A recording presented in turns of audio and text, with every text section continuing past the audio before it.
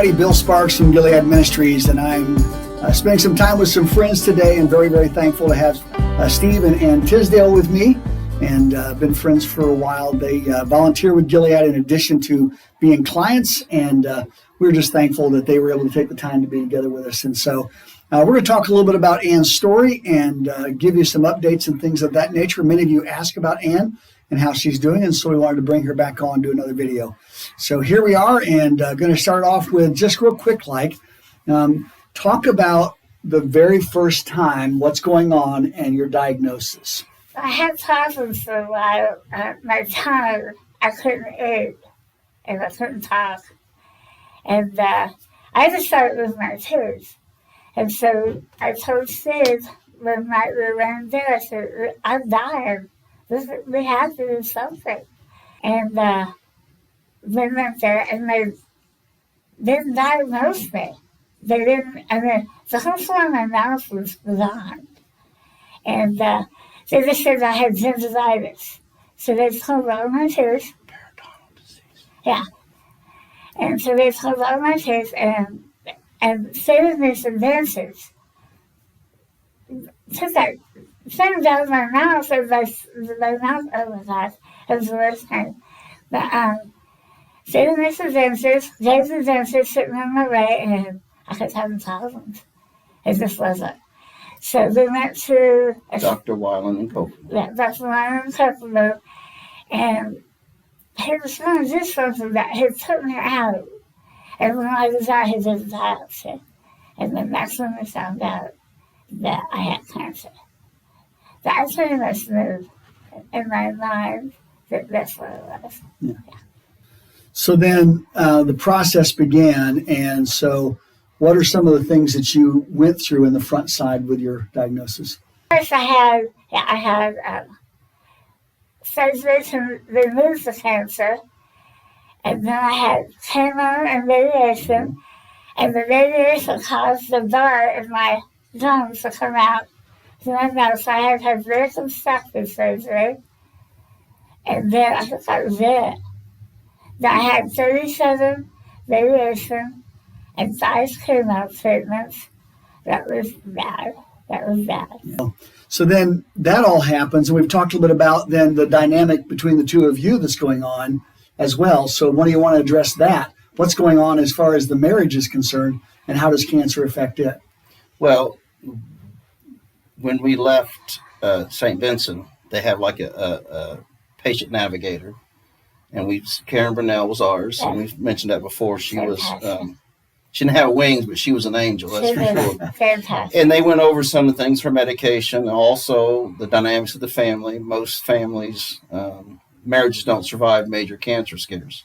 So we were aware of that, and it became obvious when they started messing with her medicines how she wasn't, it was messing with her mind, but that little training helped us to get through the hard times.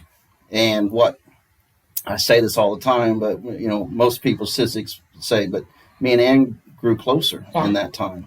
Absolutely. Of course, we'd given our heart to God, and He, with the Holy Spirit, was leading us through all this. And what was supposed to be a separation of the family and of the marriage become a tremendous bringing us together.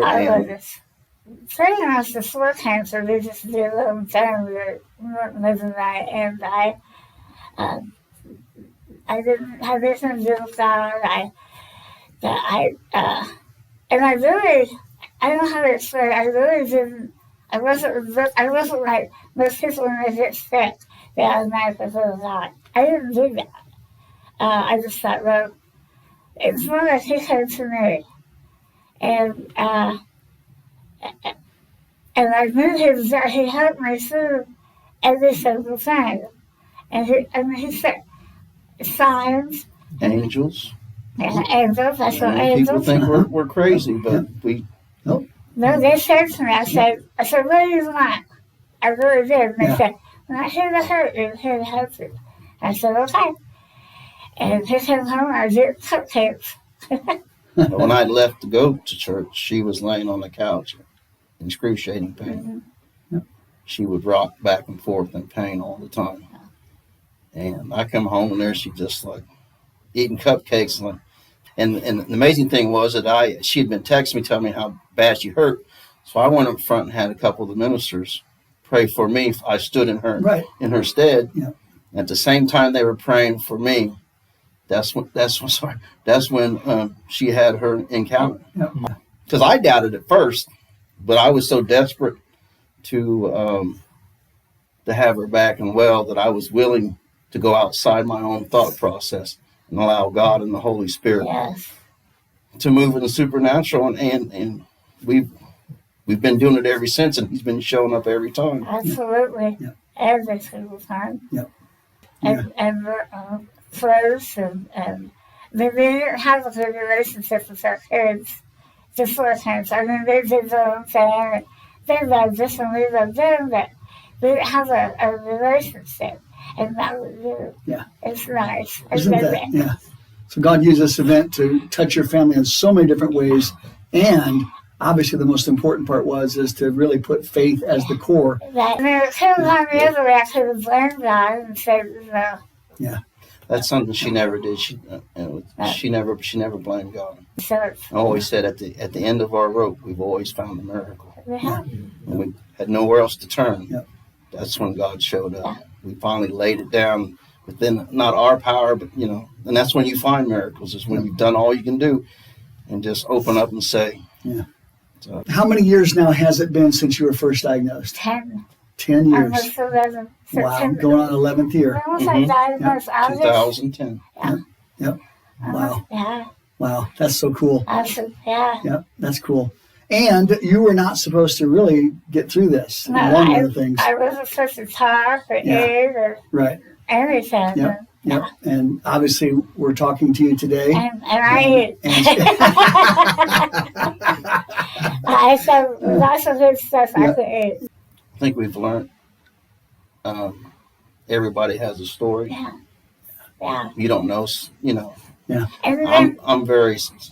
and then this around, you have to think of that. It's like everybody. Even if it's long night, and I hate long night, people are just, that it has to think they have something, maybe they have something going on. Yep. And you have to take that into consideration. Yep. And it's been a 10-year journey. Yeah. And we're still seeing restoration. I wanted God to heal her instantly. Begged and begged and begged.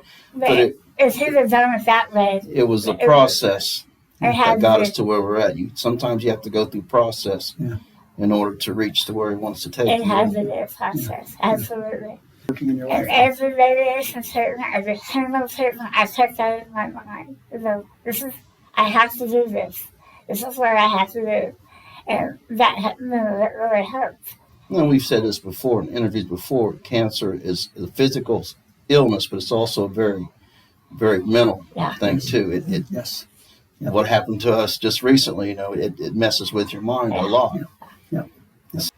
You had shared a story right as we got going here, and I think that'd be a great place for us to finish this video up stuff. And Well, about a month or so ago, Ann started having sharp pains in her ears, and she didn't say nothing at first, which she doesn't do a lot. But then it got so severe that she started saying, my ears are hurting. So I called down to Carmel, and Dr. Riga said, bring her down. So we took her down, and they did an extensive ear test on her, and everything turned out fine there. And he examined her, nose, ear, throat, everything looked fine there. And then he asked her how long it had been since she had a PET scan.